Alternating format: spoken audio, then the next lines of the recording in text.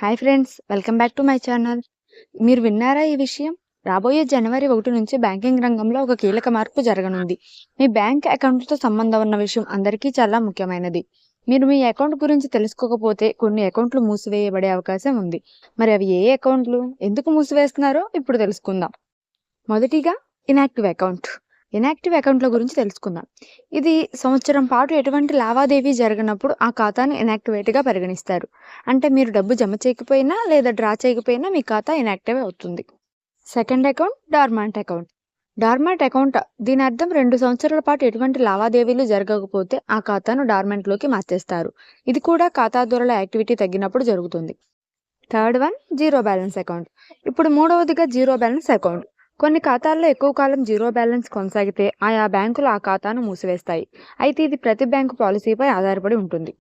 ఇది ఇలా ఉంటే మీరు మీ అకౌంట్ పరిస్థితిని వెంటనే చెక్ చేసుకోండి. ముఖ్యంగా మీ అకౌంట్ ఎటువంటి సమస్యలో పడకుండా ఉండడానికి నిత్యం లావాదేవీలు చేయండి. మరిన్ని అప్డేట్స్ కోసం మన ఛానల్ని సబ్స్క్రైబ్ చేసుకోండి. మీకు ఈ సమాచారం ఉపయోగకరంగా అనిపిస్తే లైక్ చేయండి, షేర్ చేయండి. Thank you for watching.